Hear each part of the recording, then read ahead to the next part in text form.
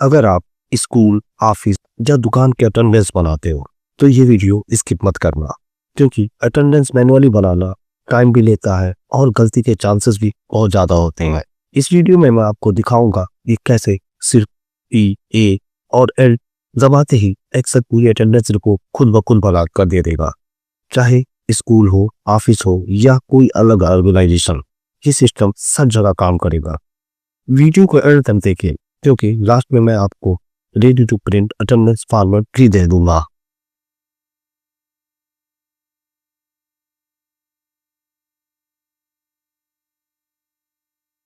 चलिए, इस वीडियो में हम एक्सेल में फुल्ली ऑटोमेटिक अटेंडेंस शीट बनाना सीखेंगे।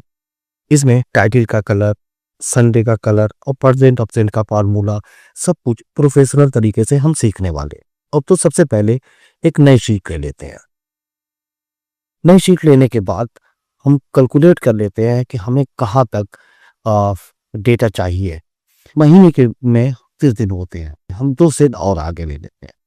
अब इस सेल को हम पूरा सेलेक्ट करके इसकी साइज घटा लेनी है ताकि वो एक पेज में आ जाए।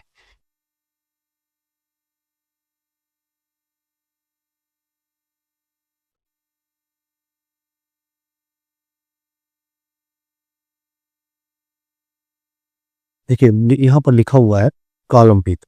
कॉलम विथ से हम क्या करेंगे, इसको घटा लेंगे। आठ आठ मतलब 843 है, तो हम इसे क्या कर लेंगे, 4 कर लेंगे ताकि कहीं की वैल्यू ऑटोमेटिक आ जाए। जैसे रजिस्टर आपके रजिस्टर पर दिखता है वैसे ही हो जाए।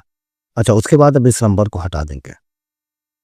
अब यहां से यहां तक हमें टाइटल देनी है।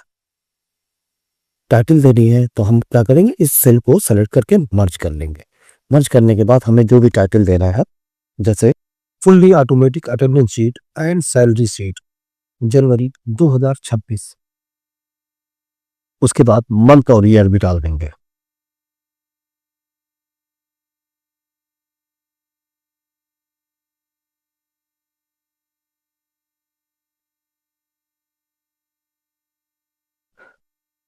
अच्छा, इसके बाद इसको कलर दे कर देंगे, कोई भी कलर ठीक ठाक लगे।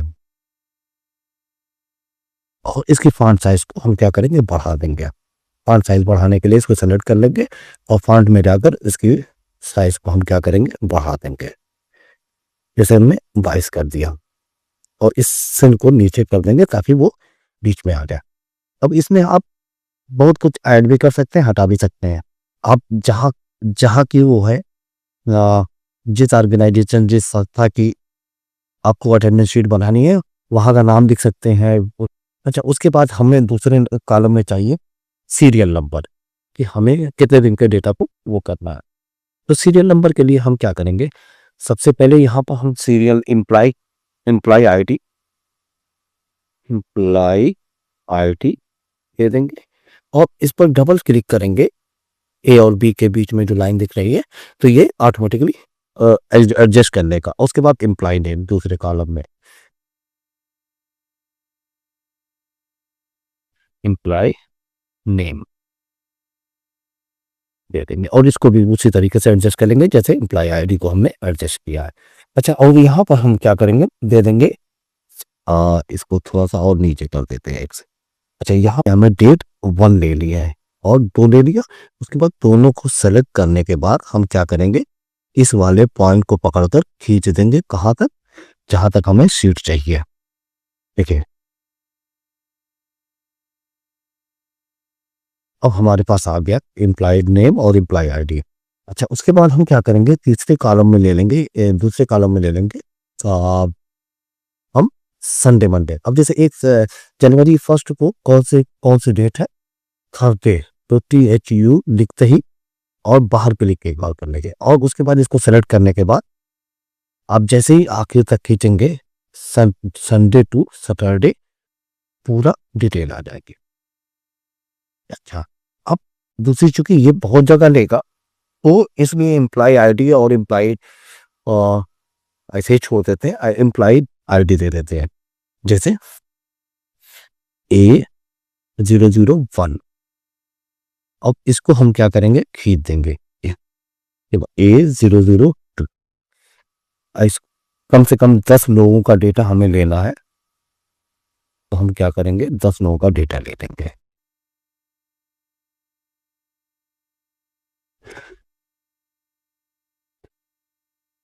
चलिए, उसके बाद अलग अलग नेम ले लेंगे। चलिए, ले लिया। अब यहाँ पर देखिए, फिर हमने वो कर दिया। अच्छा, अब देखिए आपके पास आ गया employ ID, employ name.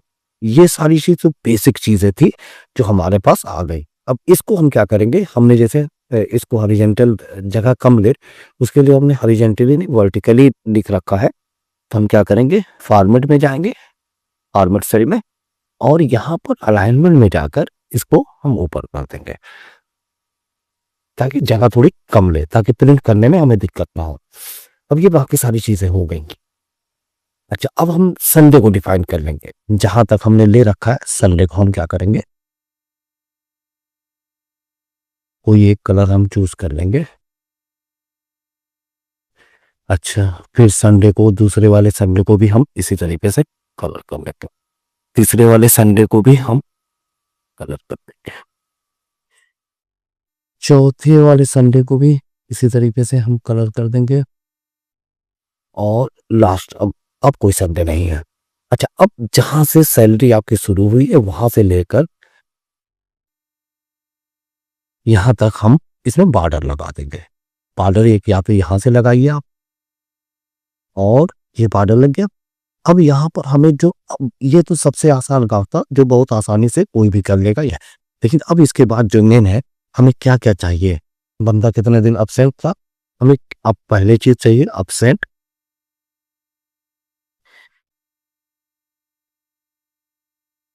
Upset, दूसरा परसेंट लीव।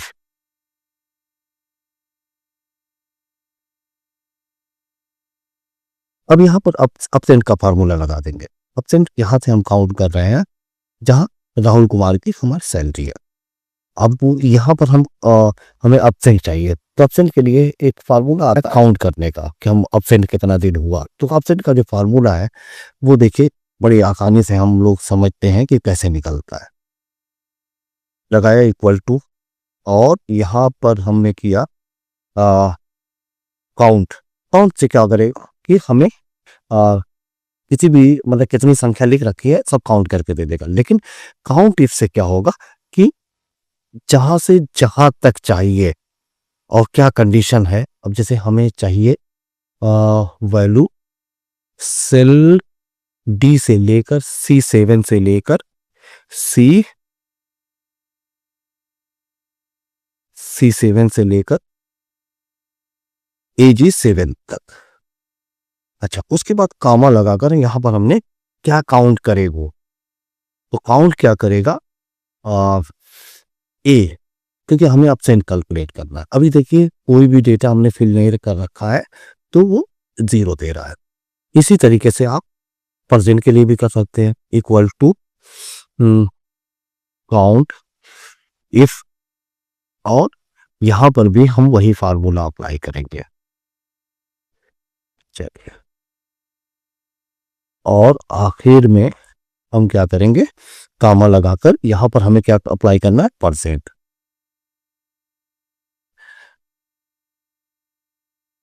अच्छा, अब हमें परसेंट और ऑब्सेंट, और एक कॉलम और हमें क्या चाहिए था, आ, एक कॉलम हमें क्या चाहिए था, लीव।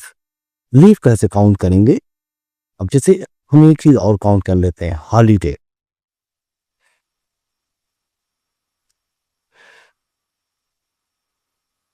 तो सबसे पहले हम लीव निकाल लेते हैं।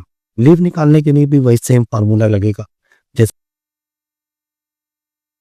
काउंट इफ, उसके बाद लीव, सेम वैल्यू हमें जहां से जहां तक चाहिए वहां तक की लीव हम लिख लेते हैं।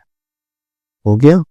और इसमें हम क्या डाल देंगे, कामा लगाकर डबल इन्वर्टेड कामा में एल, हम ब्रैकेट बंद कर देंगे। ये लीव भी निकल गया। ठीक।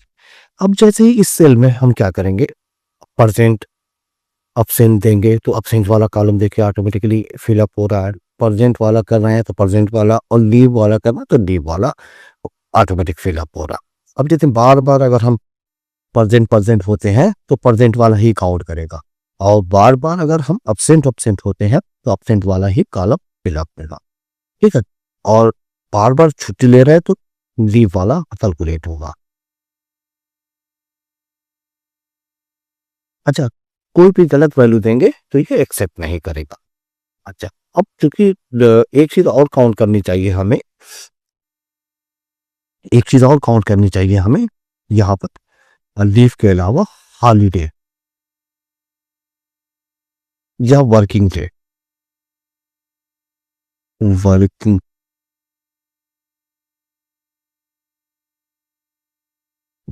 भी हमें काउंट करना चाहिए। तो वर्किंग डे के भी लिए भी सेम फार्मूला लगेगा, equal to count if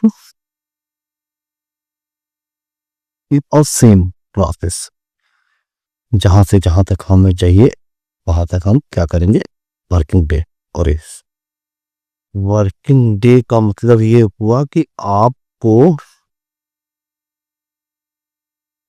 working day का मतलब हुआ ये कि आपको जो नंबर आप परसेंट है उसमें से अब्सेंट को और या परसेंट और प्लस लीव को जोड़ देंगे, तो equal two percent plus holiday.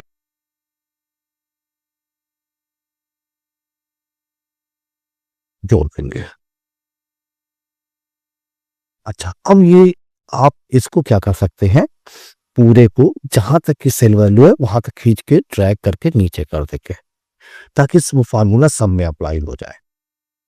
अब जैसे ही आप किसी भी कॉलम में ये देते हैं तो देखिए काउंट कर रहा है। अच्छा, दूसरी वैल्यू कोई भी काउंट देंगे तो नहीं एक्सेप्ट करेगा। ए किया आपने, टी किया, ए किया, तो जो भी वैल्यू हम वैलिड वैल्यू देंगे उसे वो एक्सेप्ट करेगा, बाकी को क्या करेगा, वो छोड़ देगा। इसको प्रिंट करके पेपर पर निकालना है, तो हम कंप्यूटर पर प्रेस करेंगे कंट्रोल प्लस पी, प्रिंट पर क्लिक करते पेज सेटअप में जाएंगे। जो हमने पोर्ट्रेट ले रखा है, यहाँ पर देखिए पोर्ट्रेट है, इसको हम बदल के लैंडस्केप कर देंगे, तो देखिए कितना आता है। अच्छा, दूसरी चीज हमारी पेपर की साइज क्या है, देखिए पेपर की साइज हमारी यहाँ लेटर है, इसको हम बदल के कर देंगे A4। अगर फिर भी पेज प्रिंट होने में कोई इशू आता है तो पेज वाले पोर्शन पर जाकर आप पेज सेटअप में जाकर पेज और मार्जिन वाले पोर्शन को एडजस्ट करके प्रॉपर तरीके से प्रिंट आउट निकाल सकते हैं। जैसे एडजस्ट टू 70%, 60%, उससे साइज छोटी हो जाएगी, तो प्रिंट जरूर निकल आएगा। पेपर की साइज के चारों तरफ का margin, left right up down दोनों मार्जिन हटा के भी आप मतलब प्रिंट आउट निकाल सकते हैं, तो एडजस्ट करके बड़ी आसानी से प्रिंट आउट निकाल सकते हैं। अगर आपको वीडियो अच्छी लगी हो प्लीज लाइक करें, चैनल को सब्सक्राइब करें और शेयर करना बिल्कुल मत भूलिए।